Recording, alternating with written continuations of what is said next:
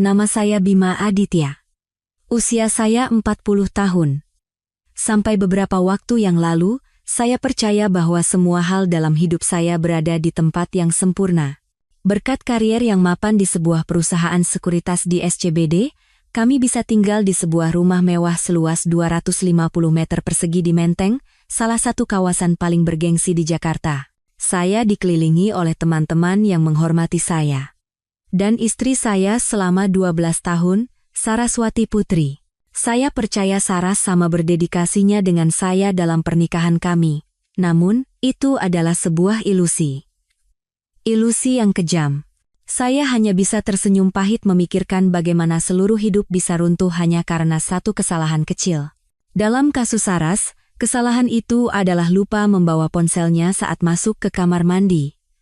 Di rumah kami, ada aturan tak tertulis tentang ponsel, tidak ada kata sandi, tidak ada rahasia.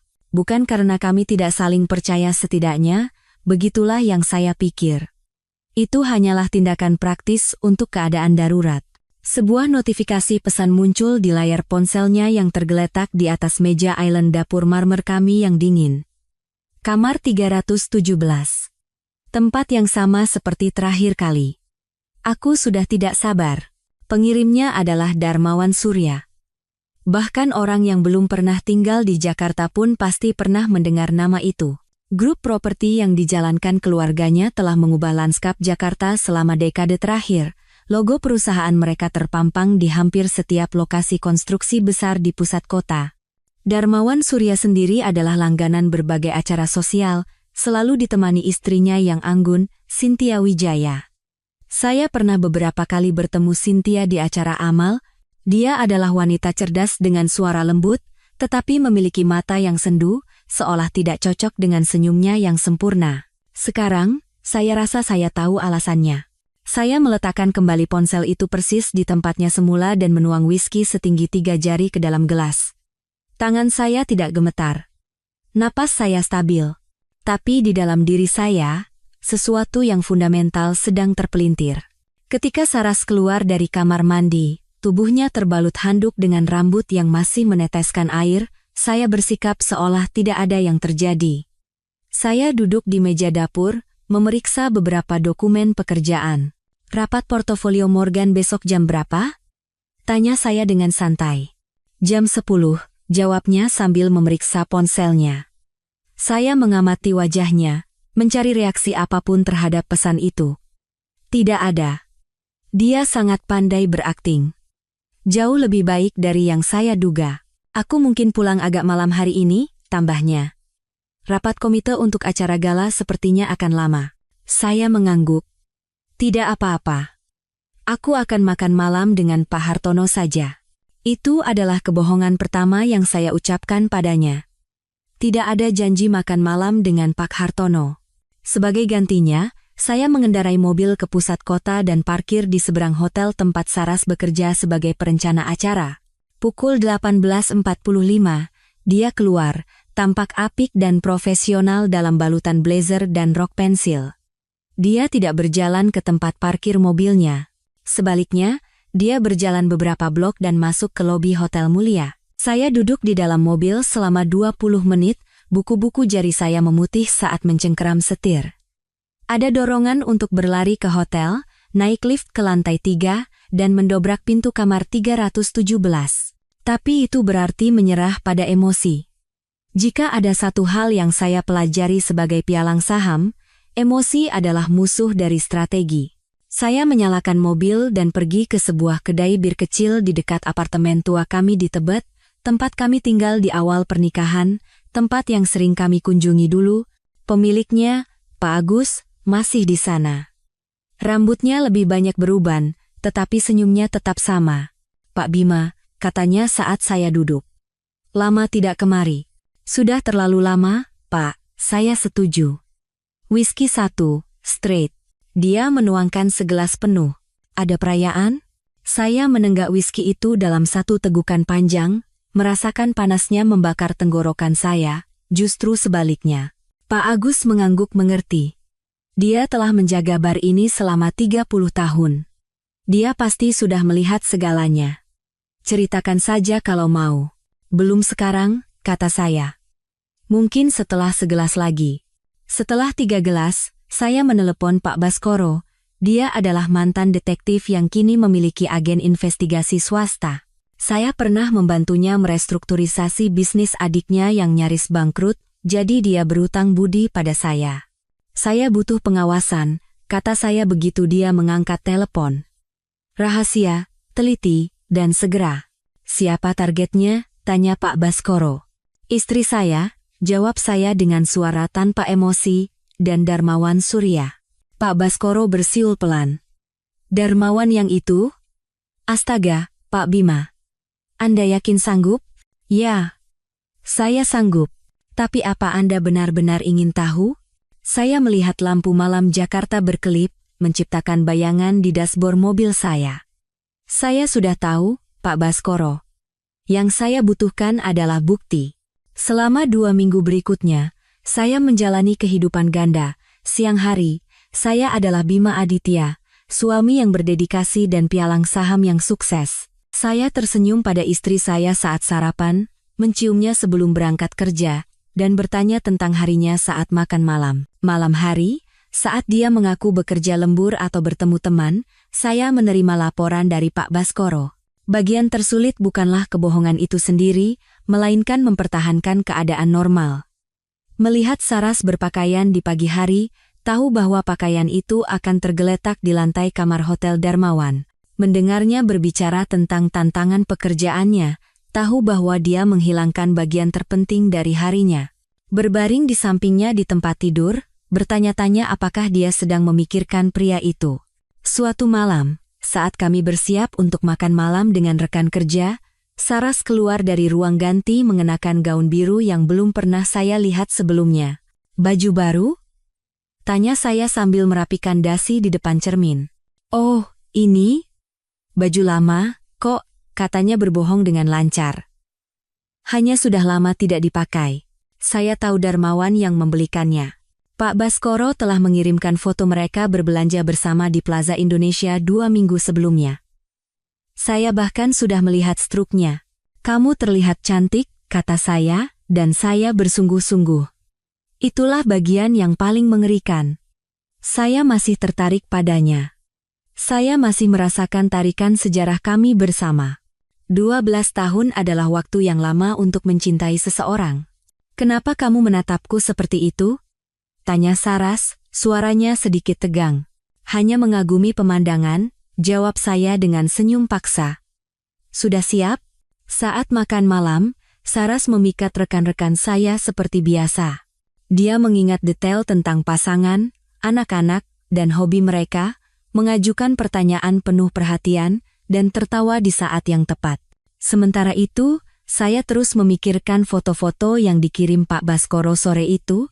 Saras dan Darmawan berpelukan mesra di dalam lift Grand Hyatt Jakarta. Tangan Darmawan melingkari pinggangnya dengan posesif.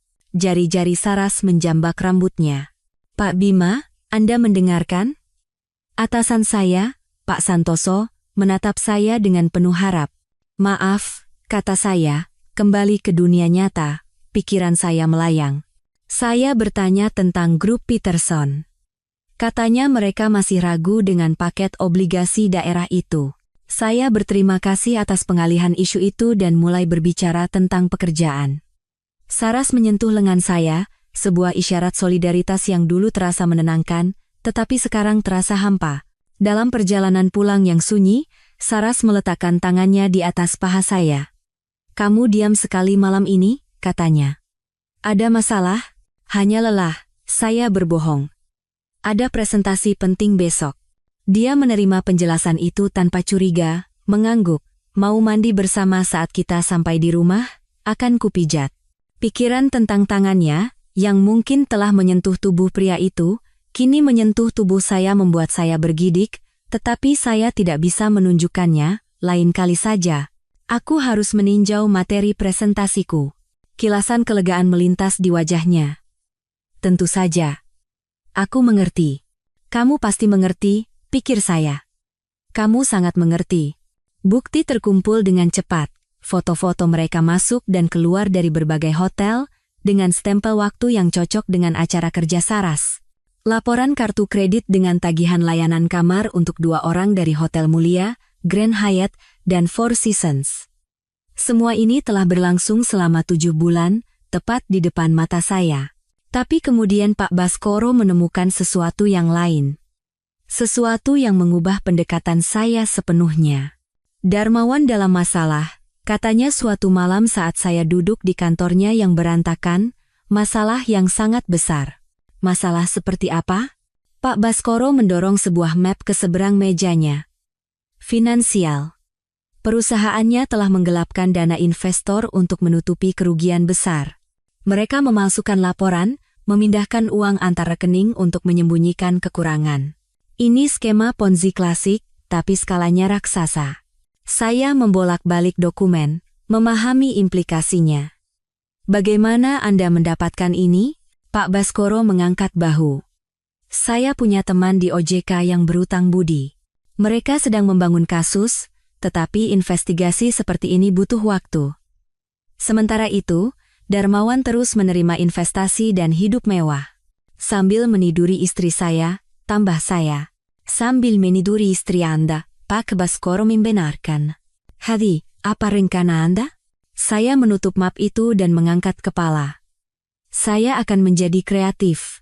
Malam itu, saat Saras tertidur di samping saya terjaga, merencanakan. Potongan-potongan teka-teki mulai menyatu di kepala saya. Darmawan telah mengambil sesuatu dari saya.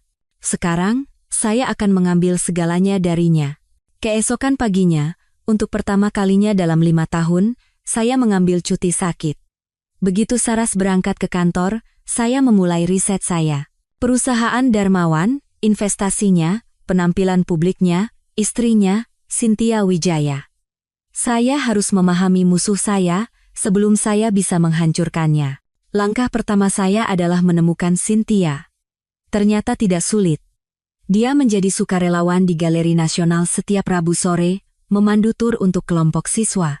Saya menunggunya selesai, lalu mendekatinya di kafe galeri. Ibu Cynthia Wijaya, saya Bima Aditya. Kilatan pengakuan melintas di matanya. Ah, suaminya Ibu Saras, ya? Kita bertemu di acara penggalangan dana rumah sakit anak, sepertinya. Bolehkah saya bergabung? Dia ragu sejenak, lalu menunjuk kursi di seberangnya. Tentu. Dari dekat, Cynthia Wijaya bahkan lebih cantik dari yang saya ingat. Usianya sekitar awal 40-an, sama seperti suaminya, tetapi dia memiliki keanggunan alami yang membuatnya tampak abadi. Tidak seperti banyak wanita di lingkarannya, tidak ada tanda-tanda operasi plastik yang jelas. Matanya jernih dan tajam. Saya akan langsung ke intinya, Bu Cynthia. Ada sesuatu yang penting yang perlu saya diskusikan dengan Anda. Sesuatu yang bersifat pribadi. Dia mengaduk tehnya perlahan. Saya mendengarkan. Saya meletakkan sebuah amplop di atas meja di antara kami. Sebelum Anda membukanya, saya ingin Anda tahu bahwa saya sangat ragu untuk menunjukkan ini kepada Anda. Tapi pada akhirnya, saya percaya Anda berhak mengetahui kebenarannya. Tangannya melayang di atas amplop itu. Kebenaran macam apa? Jenis kebenaran yang mengubah segalanya. Dengan tangan yang stabil, dia membuka amplop itu. Di dalamnya ada 5 foto. Yang pertama menunjukkan Darmawan dan Saras memasuki Hotel Mulia. Yang kedua menangkap mereka berciuman di dalam lift, tangannya melingkari pinggang Saras dengan posesif. Foto-foto lainnya sama memberatkannya. Cynthia memeriksa setiap foto secara metodis, ekspresinya tidak berubah. Setelah selesai, dia menumpuknya dengan rapi dan memasukkannya kembali ke dalam amplop. 7 bulan, kata saya pelan. Selama itu ini berlangsung. Setetes air mata mengalir di pipinya, yang dengan cepat disekanya. Saya tahu ada yang tidak beres. Darmawan menjadi semakin jauh, posesif dengan ponselnya. Kerja lembur yang semakin sering. Dia tersenyum pahit. Ternyata bukan pekerjaan yang dia lemburkan. Ada lagi, kata saya, mendorong amplop kedua ke seberang meja. Amplop ini berisi dokumen keuangan yang ditemukan Pak Baskoro. Saat dia memeriksanya, ketenangannya akhirnya retak. Ya Tuhan, bisiknya. Dia akan masuk penjara karena ini. Ya, saya membenarkan, hanya masalah waktu. Cynthia menatap saya, matanya tiba-tiba menajam. Mengapa Anda menunjukkan ini pada saya? Anda bisa saja menceraikan istri Anda dan membiarkan Darmawan tenggelam dalam masalahnya sendiri. Saya mencondongkan tubuh ke depan. Karena itu saja tidak cukup. Mereka mengkhianati kita, mempermalukan kita, dan berpikir kita cukup bodoh untuk tidak menyadarinya. Saya tidak hanya ingin mengakhiri pernikahan saya. Saya ingin mereka menghadapi apa yang telah mereka lakukan di depan umum. Apa yang Anda usulkan? 3 minggu dari sekarang, akan ada gala amal tahunan Jakarta. Saras adalah ketua panitianya, dan Darmawan akan menerima penghargaan sebagai donatur utama. Mata Cynthia menyipit. Dia mulai menjerti. Jadi apa? Anda ingin membuat keributan? Saya ingin membongkar mereka, Bu Cynthia. Di depan semua orang penting di kota ini, dan saya ingin Anda berdiri di sisi saya saat saya melakukannya. Dia terdiam lama, jarinya menelusuri tepi cangkir tehnya. Teman-teman saya memanggil saya Cynthia, katanya akhirnya. Dan saya pikir jika kita akan menghancurkan suami saya bersama, kita sebaiknya menggunakan nama panggilan. Saya tersenyum. Baiklah, Cynthia. Kami meninggalkan galeri bersama. Keduanya berubah oleh apa yang baru saja terjadi. Di tempat parkir, Cynthia berbalik menghadap saya. Bagaimana Anda bisa begitu tenang menghadapi semua ini? Tanyanya. Kalau saya pasti sudah hancur. Saya berpikir sejenak. Di dalam, saya tidak tenang.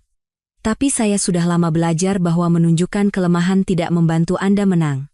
Jadi ini hanya permainan yang harus dimenangkan bagi Anda? Tidak, kata saya tegas. Ini tentang keadilan. Dia mengamati wajah saya, lalu mengangguk. Saya akan menelepon Anda besok. Kita punya banyak hal untuk direncanakan. Malam itu, Saras pulang terlambat, beraroma parfum yang asing. Dia mengaku rapatnya dengan vendor parfum untuk acara mendatang berlangsung lama. Saya berpura-pura mempercayainya, sementara amarah mendidih di bawah kulit saya. Kami makan makanan pesan antar di depan TV, sebuah rutinitas lama yang kini terasa seperti sandiwara kejam. Saras mengoceh tentang harinya, dengan hati-hati menyunting waktunya bersama Darmawan. Saya mengangguk di tempat yang tepat dan menertawakan ceritanya, sementara dalam benak saya mencatat setiap kebohongannya. Setelah makan malam, dia menghilang ke ruang kerja, mengaku harus menyelesaikan beberapa email.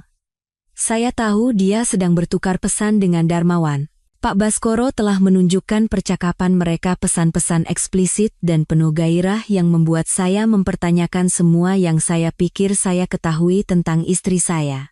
Saya menuang segelas whisky lagi dan melangkah ke teras belakang. Malam itu cerah, dan meskipun ada lampu kota, bintang-bintang terlihat. Saya ingat membawa Saras ke sini saat kami pertama kali membeli rumah ini. Kami berdua bersemangat tentang masa depan. Kami berbicara tentang anak-anak, tentang menjadi tua bersama, tentang membangun sesuatu yang abadi.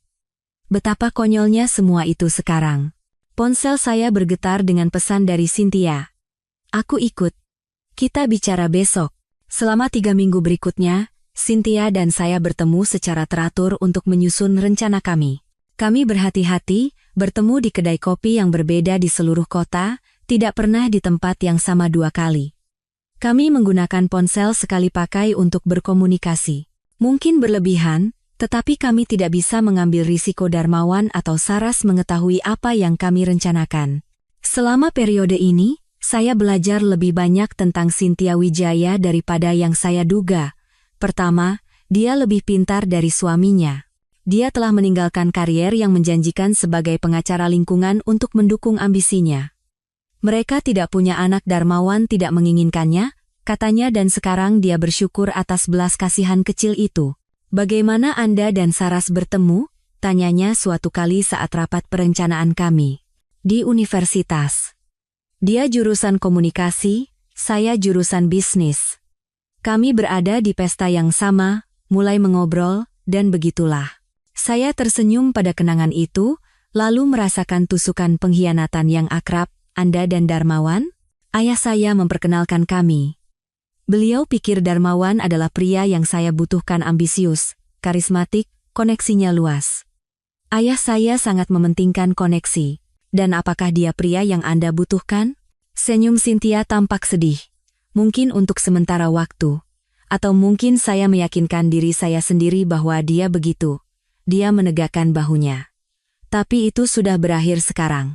Suatu sore, saat kami sedang mematangkan detail di sebuah kafe kecil di Kebayoran, Cynthia tiba-tiba membeku, cangkir kopinya tertahan di depan bibirnya. "Jangan menoleh," bisiknya. Saras paruh saya masuk. Jantung saya berdebar, tetapi saya menjaga ekspresi saya tetap netral. "Sendirian?" "Ya." "Dia sedang memesan di konter." "Ikuti saja perintah saya," kata saya, mengulurkan tangan ke seberang meja dan menggenggam tangan Cynthia. Tepat pada saat itu, Saras berbalik dari konter. Saya mendengar napasnya tercekat, dan saya merasakan kehadirannya di belakang saya sebelum dia berbicara. "Bima?" Saya berbalik, berpura-pura terkejut. "Saras, sedang apa di sini?" Matanya beralih antara saya dan Cynthia, kebingungan dan kecurigaan beradu di wajahnya. "Aku ada rapat di dekat sini." Dia menatap tangan kami yang saling bertautan. "Aku tidak tahu kalian berteman." "Aku kebetulan bertemu dengan Cynthia," kata saya dengan lancar. "Kami sedang membicarakan gala, dia punya beberapa ide bagus untuk presentasi." Cynthia tersenyum, ketenangannya sempurna. "Senang bertemu dengan Anda, Saras. Suami Anda baru saja memberitahu saya betapa bangganya dia dengan semua kerja keras Anda untuk acara ini." Topeng profesional Saras kembali terpasang, tetapi itu tidak bisa menyembunyikan kilasan kepanikan di bawahnya. "Oh, baguslah. Bima biasanya tidak begitu tertarik dengan acara amal saya." "Orang bisa berubah," kata saya, menatap matanya langsung. "Terkadang dengan cara yang paling mengejutkan." Saras bergeser dengan tidak nyaman. "Yah, aku harus kembali ke kantor. Senang bertemu kalian berdua." Dia bergegas keluar, bahkan melupakan kopi yang baru saja dipesannya. Saya menoleh kembali ke Cynthia, yang melepaskan tangan saya dengan tawa gemetar. "Nyaris saja," gumamnya. "Tidak," kata saya. "Itu sempurna." Sekarang mereka akan gelisah, bertanya-tanya apa yang kita ketahui. Apakah dia akan memberitahu Darmawan? Seketika itu juga, saya meyakinkan. Dan Darmawan akan mengatakan itu bukan apa-apa, bahwa tidak mungkin kita tahu tentang mereka. Tapi mereka berdua akan takut. Malam itu, Saras pulang lebih awal dari biasanya. Dia terlalu perhatian, menyarankan kami membuka sebotol anggur dan bertanya tentang hari saya dengan minat yang tidak wajar. Saya ikut bermain, menikmati ironinya.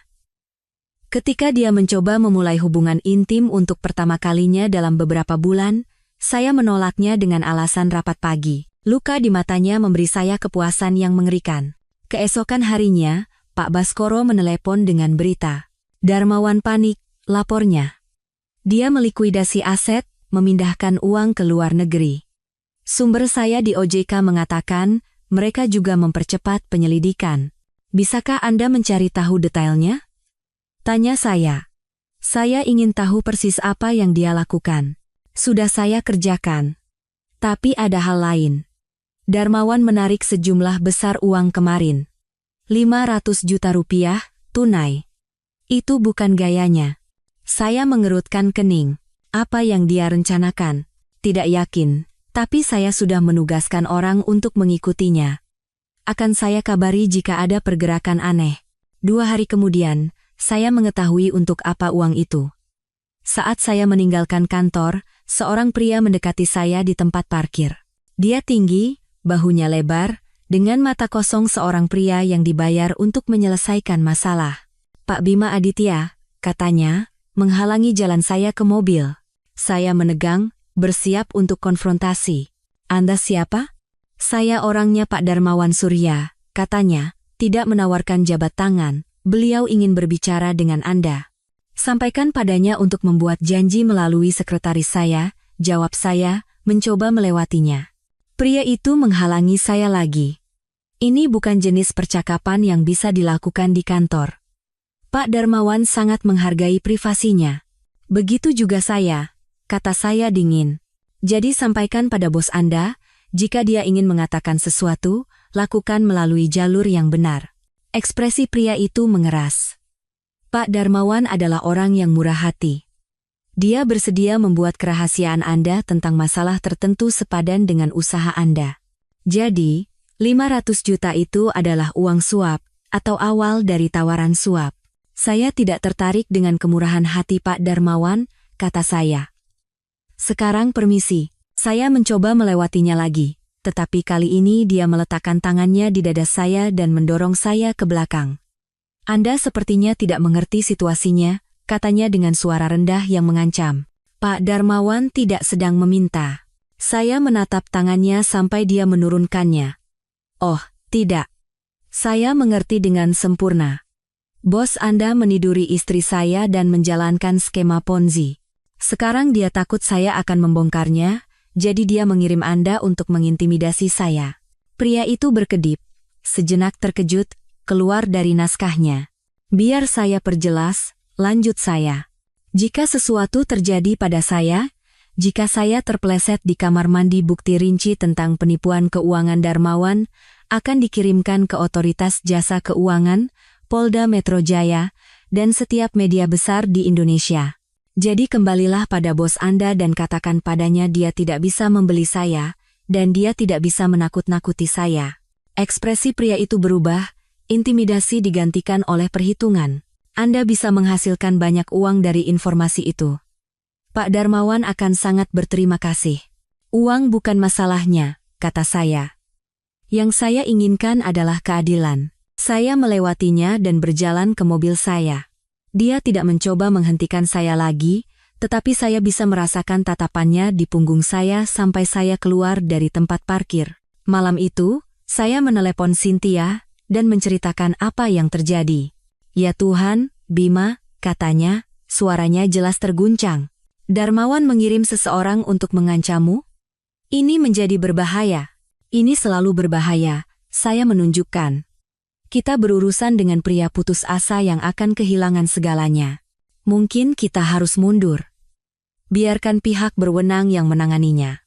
Pihak berwenang akan menangani kejahatan keuangannya, saya setuju, tetapi mereka tidak akan menghukumnya atas apa yang dia lakukan pada kita. Itu tugas kita. Henning di ujung telepon. Bagaimana jika dia mencoba menyakitimu, atau aku? Dia tidak akan, saya meyakinkannya. Darmawan pada dasarnya adalah seorang pengecut. Dia memangsa orang yang dia anggap lebih lemah darinya. Sekarang dia tahu kita tidak takut, dia akan mundur. Saya benar. Keesokan paginya, Saras memberitahu saya bahwa Darmawan tidak bisa menghadiri rapat perencanaan gala terakhir karena ada pertemuan Dewan Direksi Darurat. Dia tampak sedikit stres, katanya, menatap saya dengan hati-hati dari balik cangkir kopinya. Apa ada masalah dengan perusahaannya? Kamu dengar sesuatu? Apa yang mungkin ku dengar tentang perusahaan Darmawan? Tanya saya dengan polos. Wajah Saras memerah. Ya, kamu kan juga di dunia keuangan. Jakarta itu kecil. Tidak sekecil itu, kata saya. Tapi kalau aku jadi kamu, aku akan bertanya langsung padanya jika kamu khawatir. Ya, dia membuang muka. Ah, sudahlah, pasti bukan apa-apa. Menjelang gala, kami menyempurnakan rencana kami. Acara tersebut, ironisnya, akan diadakan di ballroom baru di Hotel Mulia, sebuah proyek yang ikut didanai oleh keluarga Darmawan. 800 anggota elit Jakarta akan hadir, termasuk banyak investor di perusahaan Darmawan. Elemen kuncinya adalah presentasi multimedia. Sebagai penerima penghargaan, Darmawan akan diperkenalkan dengan sebuah video yang menyoroti kegiatan amalnya. Cynthia, sebagai anggota Dewan Museum, memiliki akses ke presentasi itu dan telah mengatur agar versi kami yang telah diubah dapat ditukar. Tapi kami butuh sesuatu yang lebih. Sesuatu untuk memastikan Darmawan tidak bisa lolos dari situasi ini, tidak bisa menggunakan pesona dan koneksinya untuk meminimalkan kerusakan. Orang-orang OJK harus ada di sana, kata saya kepada Cynthia dalam pertemuan perencanaan terakhir kami, dan juga polisi. Kita harus memastikan dia tidak hanya menghadapi aib sosial, tetapi juga konsekuensi hukum. Bagaimana kita bisa melakukannya tanpa memberitahu mereka sebelumnya? Saya tersenyum. Kita akan memberikan informasi anonim, bertepatan dengan presentasi kita. Malam sebelum gala, saya akhirnya mengonfrontasi Saras. Lembur lagi besok? Tanya saya saat kami bersiap untuk tidur. Kamu tahu kan, gala ini acara penggalangan dana terbesar kami sepanjang tahun. Dia fokus pada bayangannya di cermin, mengoleskan krim malam. Pemandangan dari kamar 317 di Hotel Mulia pasti bagus sekali. Tangannya berhenti di tengah gerakan. Di cermin, saya melihat ekspresinya berubah dari bingung, menjadi terkejut, lalu perhitungan. Apa yang kamu bicarakan? Tanyanya, tetapi suaranya bergetar. Jangan, kata saya pelan. Jangan memperburuk keadaan dengan berbohong lebih dari yang sudah kamu lakukan. Dia berbalik menghadap saya, wajahnya mengeras menjadi ekspresi yang sekarang saya kenali sebagai wajah negosiasinya, ekspresi yang sama yang dia gunakan saat mencoba membuat vendor menurunkan harga mereka. Bima, kurasa kita perlu membicarakan ini dengan tenang. 7 bulan, Saras. Dengan dermawan. Kau pikir aku tidak akan tahu? Ini tidak seperti yang kamu pikirkan, dia memulai, tetapi saya memotongnya dengan tawa. Itu adalah jawaban paling klise yang bisa kamu pilih. Jadi apa itu? Pertemuan bisnis yang membutuhkan layanan kamar dan spray kusut? Topengnya retak. Baiklah. Benar. Aku dan Darmawan memang bertemu. Itu terjadi begitu saja. Kami bekerja lembur bersama merencanakan penggalangan dana rumah sakit anak, dan terjadilah. Terjadi begitu saja, ulang saya datar. Begitukah caramu menggambarkan pengkhianatan sumpah pernikahanmu? Terjadi begitu saja. Aku akan memberitahumu, desaknya. Setelah gala selesai, Darmawan dan aku telah membicarakan masa depan kami. Dia akan meninggalkan Cynthia. Saya harus berpaling untuk menyembunyikan senyum saya. Dia bilang begitu? Ya. Dan aku percaya padanya. Dia mencintaiku. Bima. Dan masalah keuangannya? Apa dia tidak menyebutkan itu? Ekspresinya goyah. Masalah keuangan apa? Darmawan bangkrut, Saras. Lebih buruk dari bangkrut. Dia telah menjalankan skema Ponzi dengan uang investornya. Dia akan kehilangan segalanya, termasuk kebebasannya. Itu bohong, katanya, tapi saya bisa melihat keraguan merayap masuk. Perusahaan Darmawan sangat sukses. Dulu sukses. Sekarang hanyalah rumah kartu yang akan runtuh. Saya berjalan ke pintu kamar tidur kami. Nikmati gala besok. Kudengar itu akan menjadi malam yang tak terlupakan. Saya tidur di kamar tamu malam itu, mendengarkan Saras mondar-mandir dan melakukan panggilan telepon dengan nada pelan dan mendesak. Sekitar pukul 2 pagi, saya mendengar pintu depan terbuka dan tertutup. Penasaran, saya pergi ke jendela tepat pada waktunya untuk melihat Saras pergi dengan mobilnya. Saya segera menelepon Pak Baskoro. Saras baru saja meninggalkan rumah. Bisa Anda ikuti dia? 20 menit kemudian, dia menelepon kembali. Dia pergi ke penthouse Darmawan. Sepertinya pertemuan strategi larut malam. Terus awasi, instruksi saya. Saya ingin tahu jam berapa dia pulang. Saras baru kembali hampir pukul 6 pagi, tampak lelah dan tegang. Saya pura-pura tidur saat dia mengintip ke kamar tamu. Bima, bisiknya. Ketika saya tidak merespons, dia menghela napas dan menutup pintu dengan pelan. Pagi harinya, dia kembali tenang, menyambut saya dengan kenormalan yang dipaksakan seolah-olah percakapan kami tidak pernah terjadi. Kamu tidak memakai tuxedo, katanya saat saya turun dengan jeans dan sweater. Ini malam gala. Oh, aku akan datang, saya meyakinkannya. Hanya saja tidak bersamamu. Senyumnya goyah. Apa maksudmu? Maksudku, aku punya agenda sendiri malam ini. Ketakutan melintas di matanya. Bima, apapun yang kamu pikirkan. Semoga harimu menyenangkan, Saras, saya memotongnya. Semoga beruntung malam ini. Saya menghabiskan sisa hari itu dengan Pak Baskoro dan Cynthia, mematangkan detail. Pukul 5 sore, semuanya sudah siap. Sumber Pak Baskoro di OJK telah setuju untuk menyiapkan agen. Polda Metro Jaya telah menerima informasi anonim tentang potensi aktivitas kriminal di Gala. Presentasi yang telah diubah telah diunggah ke sistem. Tidak ada jalan untuk kembali. Gala Amal Jakarta adalah acara sosial terbesar musim itu. Ketika saya menyerahkan Audi saya ke valet, pintu masuk karpet merah adalah lautan fotografer, wanita dalam gaun desainer, dan pria dalam tuxedo yang dibuat khusus, saling memberi ciuman di udara dengan kepura-puraan yang terlatih. Cynthia sedang menunggu saya 2 blok dari sana, sesuai rencana. Ketika saya melihatnya, saya hampir tidak mengenalinya. Hilang sudah penampilannya yang biasanya sopan dan terkendali.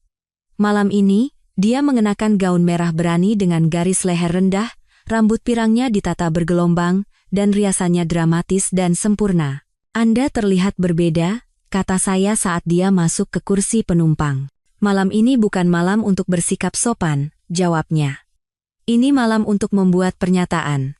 Dan kami memang membuat pernyataan. Saat kami berjalan bergandengan tangan di karpet merah, saya melihat orang-orang menoleh 2 kali, berbisik di balik tangan mereka. Cynthia Wijaya bersama Bima Aditya. Di mana Darmawan? Di mana Saraswati? Di dalam aula besar hotel, sampanye mengalir dan kaum elit Jakarta berbaur di bawah instalasi seni modern. Saya langsung melihat Saras, tampak menawan dalam gaun hitam, memegang clipboard dan memberi arahan kepada staf catering. Ketika dia melihat kami, dia membeku di tengah kalimat. Di seberang ruangan, Darmawan dikelilingi oleh sekelompok pria yang lebih tua investornya. Saya duga, dia belum melihat kami. Cynthia meremas lengan saya. Siap, bisiknya. Tentu saja. Kami berjalan menembus kerumunan, mengambil gelas sampanye dari pelayan yang lewat. Orang-orang menyingkir saat kami lewat, percakapan terhenti. Saya bisa merasakan tatapan Saras membakar punggung saya, tetapi saya tidak menoleh. Darmawan melihat kami ketika kami berada sekitar 3 meter jauhnya. Ekspresinya berubah dengan cepat melalui kebingungan, keterkejutan, dan keramahan yang dipaksakan. Cynthia, sayang, di situ kau rupanya, serunya, sedikit terlalu keras. Aku mencarimu kemana-mana. Matanya melirik saya, lalu kembali ke istrinya. Dan Pak Bima. Kejutan sekali. Darmawan, jawab Cynthia dingin. Saya pikir saya akan membuat perubahan malam ini dan datang dengan seseorang yang benar-benar saya nikmati kebersamaannya. Orang-orang di sekitar Darmawan bergeser dengan tidak nyaman. Satu orang membuat alasan dan menyelinap pergi. Kamu sepertinya sedang tidak dalam suasana hati yang baik malam ini, sayang, kata Darmawan dengan senyum kaku. Mungkin kita harus membicarakan ini secara pribadi? Oh, kurasa tidak, balas Cynthia. Aku sudah muak dengan hal-hal pribadi. Bukankah begitu? Semua kamar hotel pribadi, rekening bank pribadi, percakapan pribadi. Mari kita lakukan ini di tempat terbuka, sekali ini saja. Rahang Darmawan mengeras. Saya hampir bisa melihat roda perhitungan berputar di belakang matanya. Seberapa banyak yang dia tahu? Apa yang dilakukan pria ini di sini? Bagaimana cara saya mengendalikan situasi ini? Bapak dan Ibu sekalian, sebuah suara menggema melalui sistem suara, mohon menuju ke meja Anda, makan malam akan segera disajikan. Setelah itu, kita akan memberikan penghargaan kepada tamu kehormatan kita malam ini, Bapak Darmawan Surya. Darmawan memberi kami anggukan dingin. Permisi. Aku harus mencari tempat dudukku. Oh, kami akan menemuimu di sana, Cynthia meyakinkannya dengan senyum predator. Kami sudah mengatur agar kami juga duduk di meja utama bersamamu. Saya belum pernah melihat warna menghilang begitu cepat dari wajah seorang pria. Saat kami duduk di meja utama, ketegangannya begitu terasa hingga bisa dipotong dengan pisau mentega. Darmawan duduk di tengah, di sebelah kanannya adalah direktur museum. Cynthia dengan berani duduk di sebelah kirinya kursi yang semula diperuntukkan bagi Saras, yang kini dengan panik mengatur agar kursi lain ditambahkan. Saya duduk di sebelah Cynthia, yang berarti Saras akhirnya duduk di seberang kami. Wajahnya adalah topeng ketenangan profesional, tetapi buku-buku jarinya yang memutih saat menggenggam gelas anggur mengkhianati gejolak batinnya. Makan malam adalah pertunjukan agresi pasif. Cynthia memikat semua orang kecuali Darmawan, memberikan perhatian khusus pada saya. Saya ikut bermain, menyentuh lengannya saat dia bercanda, mencondongkan tubuh lebih dekat untuk membisikkan sesuatu yang membuatnya tertawa. Darmawan menjadi semakin gelisah, menenggak 3 gelas scotch berturut-turut. Saras mempertahankan ketenangannya, tetapi saya menangkapnya bertukar pandang cemas dengan Darmawan. Pada satu titik, saat Cynthia pergi ke kamar kecil, Saras mencondongkan tubuh ke seberang meja. "Apa yang sedang kamu lakukan?" desisnya. "Makan malam," jawab saya dengan polos. "Salmonnya enak sekali." "Ini memalukan." "Benarkah?" "Menarik sekali kamu menggunakan kata itu." Mata Saras menyipit. "Aku tahu kamu marah, Bima. Tapi ini bukan tempatnya." "Oh, justru sebaliknya," kata saya, merendahkan suara. "Ini adalah tempat yang tepat. Di depan semua teman sosialku, di depan semua investor Darmawan." Wajahnya memucat. "Apa rencanamu? Tunggu dan lihat saja," nasihat saya. "Bagian terbaiknya akan segera datang." Ketika Cynthia kembali, Saras mencoba pendekatan yang berbeda. "Cynthia," katanya dengan keramahan yang dipaksakan, "gaunmu indah sekali. Apakah itu baru?" "Ya, memang," jawab Cynthia, menyentuh kain merahnya. "Saya pikir sudah waktunya untuk perubahan." "Awal yang baru, kau tahu?" Senyum Saras membeku. "Awal yang baru." Cynthia bersenandung tidak jelas dan menyesap anggurnya. "Hidup ini penuh kejutan, bukan?" Darmawan, yang sedang asik berbincang dengan direktur museum, tiba-tiba menoleh ke arah kami. "Apa yang kalian bicarakan?" tuntutnya, suaranya sedikit cadel. "Awal yang baru," ulang Cynthia dengan riang. "Perubahan yang akan datang." Mata Darmawan beralih ke saya, lalu kembali ke istrinya. "Cynthia, kurasa kau sudah terlalu banyak minum anggur." "Justru sebaliknya," jawabnya. "Aku merasa akhirnya bisa melihat semuanya dengan jelas untuk pertama kalinya dalam beberapa tahun." Merasakan ketegangan, direktur museum mencoba mengubah topik. "Darmawan, saya baru saja memberitahu wali kota tentang sumbangan murah hati Anda untuk sayap anak-anak. Bisakah Anda berbagi sedikit tentang apa yang menginspirasi Anda?" Darmawan meluncurkan pidato yang sudah disiapkannya tentang tanggung jawab komunitas dan pentingnya seni, tetapi matanya terus melirik ke arah Cynthia dan saya. Saya tersenyum lembut padanya, ekspresi saya polos. Pada saat direktur museum berdiri untuk memulai program, Darmawan memiliki ekspresi seperti hewan yang diburu, tahu bahwa sesuatu akan datang tetapi tidak berdaya untuk menghindarinya. Di bawah meja, Cynthia meraih dan meremas tangan saya. "Waktunya telah tiba. Bapak dan Ibu sekalian," dengan sangat gembira saya mempersembahkan penerima penghargaan malam ini.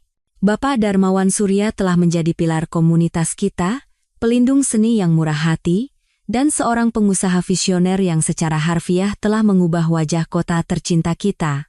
Silakan nikmati video singkat ini yang menyoroti kontribusinya." Lampu diredupkan, dan layar besar di belakang panggung menyala. Selama 30 detik pertama, semuanya berjalan seperti yang diharapkan. Montase profesional Darmawan di peletakan batu pertama, menyerahkan cek raksasa ke berbagai badan amal, berdiri dengan bangga di depan gedung-gedung Surya Group. Kemudian, video itu bergeser. Satu hal yang saya pelajari dalam bisnis, suara Darmawan terdengar di atas tayangan slide yang jelas bukan bagian dari presentasi asli, adalah bahwa persepsi adalah segalanya. Di layar, muncul gambar Darmawan dan Saras memasuki hotel mulia, dengan stempel waktu dari 3 minggu sebelumnya. Desahan kaget menyebar di seluruh ballroom. Saras menjatuhkan gelas anggurnya, isinya yang merah tumpah ke taplak meja putih. Publik melihat apa yang kita ingin mereka lihat, suara Darmawan, yang jelas diambil dari beberapa wawancara bisnis, melanjutkan dengan lembut. Di balik setiap kisah sukses, ada manajemen informasi yang cermat. Sekarang layar menampilkan dokumen keuangan, transfer bank, laporan yang dipalsukan bukti penipuan besar-besaran yang telah dilakukan Darmawan. Angka-angka disorot, menunjukkan ratusan miliar rupiah yang hilang dari rekening investor. Darmawan melompat berdiri. "Matikan itu," teriaknya. Ini rekayasa, kampanye kotor." Tetapi presentasi terus berjalan tanpa ampun. Lebih banyak foto Darmawan dan Saras bersama, lebih banyak bukti keuangan, kerumunan sekarang dalam kekacauan. Para investor meneriakkan pertanyaan, para sosialita berbisik-bisik di balik tangan mereka. Direktur museum dengan panik memberi isyarat ke stan teknis, tetapi kami telah membayar teknisi itu dengan baik untuk mengabaikan setiap upaya interupsi sampai video selesai. Saat gambar-gambar terakhir yang memberatkan itu memudar dari layar, saya berdiri dan mengangkat gelas sampahnya saya. Saya ingin mengusulkan sebuah toa, suara saya terdengar di ruangan yang kini sunyi, untuk kebenaran dan konsekuensinya. Di bagian belakang ballroom, pintu-pintu besar terbuka. Sebuah tim yang terdiri dari agen otoritas jasa keuangan dan polisi dari Polda Metro Jaya berjalan dengan mantap menyusuri lorong tengah. Di depan, seorang agen wanita berwajah tegas dalam setelan gelap mendekati meja kami. "Bapak Darmawan Surya," katanya, "itu bukan pertanyaan." "Ini konyol," Darmawan menggertak, tetapi getaran dalam suaranya mengkhianatinya. "Apapun yang kalian pikir saya lakukan." "Bapak Darmawan, saya penyidik Mia Hapsari dari tim investigasi khusus OJK. Anda ditahan atas tuduhan penipuan sekuritas, penipuan elektronik, dan penipuan penasihat investasi." Dia mengangguk ke salah satu petugas polisi, yang melangkah maju dengan borgol. "Anda berhak untuk tetap diam." Ballroom meletus dalam kekacauan. Ponsel di mana-mana, merekam segalanya. Para investor mengerumuni, meneriakkan pertanyaan dan tuduhan. Saras menangis, maskaranya mengalir di wajahnya saat dia mencengkeram lengan baju saya. "Bima, tolong, mohonnya. Katakan padaku ini bukan ulahmu, katakan padaku kamu tidak merencanakan semua ini." Saya dengan lembut melepaskan tangannya. "Ini pilihanmu, Saras. Kamu memilih dia, gaya hidupnya, kebohongannya. Sekarang kamu harus hidup dengan konsekuensi dari pilihan itu. Tapi aku mencintaimu," desaknya, suaranya pecah karena putus asa. "Kita bisa memperbaiki ini. Kita bisa pergi ke konseling, melewatinya." 12 tahun, Bima. Apa itu tidak ada artinya? Saya menatapnya, benar-benar menatapnya, mungkin untuk pertama kalinya dalam bertahun-tahun. Wanita yang saya nikahi ada di suatu tempat di dalam orang asing ini, tetapi saya tidak bisa melihatnya lagi. "Itu berarti segalanya bagiku," kata saya pelan. "Itulah mengapa ini harus terjadi." Saat Darmawan digiring pergi, diborgol, meneriakkan nama pengacaranya, dan mengancam semua orang yang terlihat, Cynthia muncul di sisi saya. Dia menyelipkan lengannya ke lengan saya, dan gerakan itu terasa sangat alami. "Kita pergi?" usulnya. "Kurasa pekerjaan kita di sini sudah selesai." Kami berjalan keluar dari gala tanpa menoleh ke belakang, meninggalkan kekacauan di belakang kami. Udara malam terasa sejuk di wajah saya. Untuk pertama kalinya dalam beberapa bulan, saya merasa bisa bernapas lega. Tidak ada lagi kepura-puraan, tidak ada lagi kebohongan. "Sekarang apa?" tanya Cynthia saat kami berjalan ke mobil saya. "Sekarang," kata saya, "kita menunggu akibatnya, dan kita menikmati pertunjukan." Akibatnya datang dengan cepat dan kejam. Meskipun surat kabar utama mungkin tidak bisa mencetak detail skandal yang lebih sensasional, media sosial tidak memiliki batasan seperti itu. Pagi harinya, semua orang di Jakarta tahu bahwa Darmawan Surya telah ditangkap karena penipuan keuangan besar-besaran, dan istrinya telah muncul di gala bersama suami dari selingkuhannya. Saras menelepon saya puluhan kali selama beberapa hari berikutnya. Saya tidak menjawab. Akhirnya, dia mengirim pesan, "Aku menginap di Hotel Crawford, aku memberimu ruang, tapi kita perlu bicara. Tolong." Saya setuju untuk menemuinya di restoran hotel. Dia tampak mengerikan pucat, dengan lingkaran hitam di bawah matanya yang tidak bisa disembunyikan riasan. "Sudahkah kamu mengajukan gugatan cerai?" tanyanya setelah pelayan mengambil pesanan kami. "Pengacaraku sedang menyiapkan surat-suratnya," saya membenarkan. "Kamu akan menerimanya minggu depan." Dia mengangguk, seolah sudah menduganya. "Aku akan mencantumkan klausul perselingkuhan. Itu tergantung seberapa kooperatifnya kamu. Indonesia memiliki hukum perceraian at fault. Jika kamu mencoba mempersulit pembagian aset, aku akan memastikan semua orang tahu persis apa yang terjadi." "Aku tidak akan melawan," katanya pelan. "Aku membuat kesalahan yang mengerikan. Kesalahan terburuk dalam hidupku. 7 bulan bukanlah kesalahan, Saras. Itu adalah kampanye. Dia tersentak. Darmawan sangat persuasif. Dia membuatku merasa istimewa, diinginkan. Dia bilang dia akan meninggalkan Cynthia, bahwa kita akan memiliki masa depan. Sambil hidup dengan waktu pinjaman dan uang curian dari investornya, tambah saya, apakah kamu tahu tentang kejahatan keuangannya? Tidak, protesnya. Bagaimana kamu bisa berpikir begitu?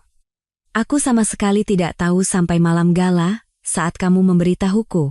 Saya mengamati wajahnya, mencari tanda-tanda kebohongan. Saya telah menikah dengan wanita ini selama 12 tahun, namun sekarang saya bertanya-tanya apakah saya pernah benar-benar mengenalnya. Apa yang akan kamu lakukan sekarang? Tanya saya. Aku kehilangan pekerjaanku, akunya. Dewan Museum merasa aku membawa terlalu banyak perhatian negatif pada organisasi. Aku ada wawancara minggu depan di Hotel Oxford, posisi asisten manajer acara. Dia tersenyum pahit. Turun beberapa tingkat, tapi aku harus memulai dari suatu tempat. Terlepas dari segalanya, saya merasakan sedikit simpati. Saras telah membangun kariernya secara metodis selama 1 dekade. Sekarang, dia memulai dari awal lagi. Bagaimana denganmu? Tanyanya. Aku mendengar rumor. Rumor apa? Tentang kamu dan Cynthia Wijaya. Saya mengangkat bahu. Orang akan bicara. Biarkan saja. Jadi tidak ada apa-apa di antara kalian? Itu hanya pertunjukan untuk mempermalukan Darmawan dan aku? Cynthia dan aku telah menjadi teman, kata saya hati-hati. Kami berdua telah melalui pengalaman traumatis. Kami saling mengerti. Air mata menggenang di mata Saras. Aku benar-benar kehilanganmu, ya? Saya memberi isyarat kepada pelayan untuk meminta tagihan, tidak menjawab. Beberapa pertanyaan tidak pantas dijawab. Di luar restoran, saat kami akan berpisah, Saras menyentuh lengan saya untuk terakhir kalinya. Maafkan aku, Bima, sungguh. Aku tahu itu tidak memperbaiki apapun, tapi aku ingin kamu tahu. Saya menatap wanita yang pernah saya rencanakan untuk menjadi tua bersamanya. Aku percaya kamu menyesal, kata saya akhirnya. Tapi bukan karena kamu telah menyakitiku.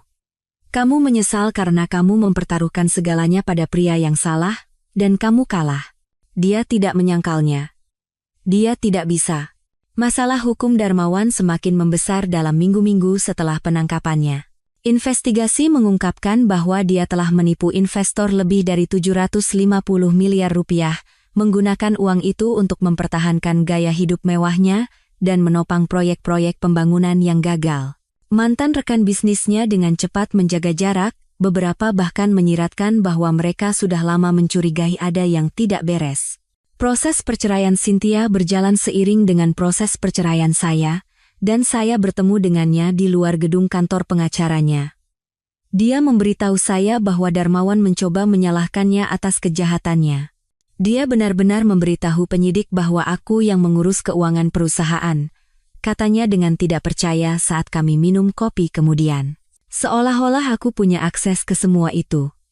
Dia membuatku sama sekali tidak tahu apa-apa. Apakah itu akan menyulitkanmu? Tanya saya. Dia menggelengkan kepala. Mereka sudah memastikan aku tidak terlibat, tapi itu menunjukkan betapa putus asanya dia. Dia akan mengorbankan siapapun untuk menyelamatkan dirinya sendiri, termasuk Saras. Ekspresi Cynthia sedikit melunak. Aku dengar dia bekerja di hotel sekarang. Oxford, itu yang dia katakan. Pernahkah kamu menyesali apa yang kita lakukan? Pengungkapan publik itu. Saya memikirkan pertanyaan itu. Tidak. Mereka pantas mendapatkannya. Keduanya. Aku setuju tentang Darmawan, kata Cynthia. Tapi terkadang aku bertanya-tanya apakah kita terlalu keras pada Saras. Dia salah, tentu saja. Tapi Darmawan adalah seorang predator. Dia punya pola perilaku seperti ini. Apa maksudmu? Cynthia mengaduk kopinya. Setelah semua ini terjadi, 3 wanita lain menghubungi saya. Mantan asisten, seorang desainer interior yang bekerja dengannya. Dia mengejar mereka semua dengan cara yang sama seperti dia mengejar Saras. Pujian yang berlebihan, janji-janji, kamar hotel. Dan kamu tidak tahu? Aku curiga, akunya. Tapi aku tidak punya bukti, Dan ketika aku mengonfrontasinya, dia begitu meyakinkan. Dia membuatku merasa seperti aku yang paranoid. Dia menggelengkan kepala. Ini gaslighting klasik. Seharusnya aku menyadarinya. Tapi ketika kamu berada di dalamnya, kamu tidak melihat polanya. Aku menyelesaikannya, saya menyambung untuknya. Mata kami bertemu dalam momen pengertian yang sempurna. Minggu-minggu berganti menjadi bulan. Kasus Darmawan berjalan melalui sistem hukum. Setiap pengungkapan baru lebih memberatkan dari yang sebelumnya. Ternyata dia telah menjalankan penipuannya selama bertahun-tahun, jauh sebelum dia bertemu Saras. Dia hanyalah penaklukan terbarunya, penguat ego lain untuk pria yang mengoleksi wanita seperti orang lain mengoleksi seni. Sementara itu, Cynthia dan saya melanjutkan persahabatan kami, bertemu untuk minum kopi atau makan malam beberapa kali seminggu. Kami berhati-hati untuk tidak terburu-buru. Kami berdua masih dalam proses penyembuhan dari pengkhianatan yang kami alami. Namun ada hubungan yang tak terbantahkan di antara kami, pemahaman bersama yang tidak membutuhkan penjelasan. Suatu malam, sekitar 4 bulan setelah gala, Cynthia mengundang saya ke apartemen barunya. Dia telah pindah dari penthouse yang dia tinggali bersama Darmawan, memilih kondominium yang lebih sederhana namun elegan di bagian kota yang lebih tenang. Ada yang ingin kutunjukkan padamu, katanya, membimbing saya ke kamar tidur kedua yang kecil yang telah diubahnya menjadi kantor. Di atas mejanya ada tumpukan dokumen. Aku akan memulai sebuah yayasan. Saya mengambil proposalnya. Proyek Kebenaran Jakarta. Dia mengangguk, wajahnya bersinar karena semangat. Ini akan memberikan bantuan hukum bagi korban penipuan keuangan. Untuk orang-orang yang kehilangan tabungan mereka karena penipu seperti Darmawan tetapi tidak mampu untuk melawan. Ini mengesankan, kata saya, membolak-balik rencana bisnis yang terperinci. Kamu benar-benar telah memikirkan ini. Aku butuh tujuan, jelasnya. Setelah semua yang terjadi, aku tidak bisa begitu saja kembali menjadi sosialita dengan suami yang berbeda. Aku harus melakukan sesuatu yang berarti. Saya menatapnya dengan kekaguman baru. Kamu wanita yang luar biasa, kamu tahu itu? Dia tersipu dan membuang muka. Aku hanya mencoba menciptakan sesuatu yang baik dari semua hal buruk ini. Secara impulsif, saya melangkah maju dan menciumnya. Dia membeku karena terkejut sesaat, lalu meleleh ke dalam pelukan saya, melingkarkan lengannya di leher saya. Ketika kami akhirnya berpisah, kami berdua terengah-engah. Aku sudah ingin melakukan itu selama berminggu-minggu, saya. Kenapa lama sekali? Tanyanya sambil tersenyum. 6 bulan setelah gala, Darmawan Surya mengaku bersalah atas berbagai tuduhan penipuan sekuritas. Dia dijatuhi hukuman 12 tahun penjara federal dan diperintahkan untuk membayar ganti rugi sebesar 750 miliar rupiah uang yang sudah lama dia habiskan. Hukumannya menjadi berita nasional, dengan hakim secara khusus mencatat keangkuhan yang menakjubkan di mana Darmawan telah melanggar kepercayaan investornya. Pada saat itu, perceraian saya dengan Saras telah selesai. Saya tetap memiliki rumah, tetapi saya memberinya penyelesaian yang adil cukup baginya untuk memulai kembali, tetapi tidak cukup untuk mempertahankan gaya hidup yang biasa dia jalani. Kabar terakhir yang saya dengar, dia pindah ke Surabaya setahun kemudian untuk lebih dekat dengan saudara perempuannya. Cynthia dan saya terus menjalin hubungan, yang perlahan-lahan berkembang menjadi sesuatu yang tidak kami duga akan kami temukan lagi. Kami berhati-hati, masih dalam proses penyembuhan dari pengkhianatan, tetapi ada hubungan yang tak terbantahkan di antara kami. Kami saling memahami dengan cara yang tidak membutuhkan penjelasan. Pada peringatan 1 tahun gala, Cynthia meluncurkan yayasan barunya, Proyek Kebenaran Jakarta, yang mulai memberikan bantuan hukum bagi korban penipuan keuangan. Dia menemukan tujuannya dengan membantu orang lain yang telah ditipu seperti dirinya. Saya hadir di acara peluncuran, merasa sangat bangga dengan cara dia mengubah rasa sakitnya menjadi sesuatu yang bermakna.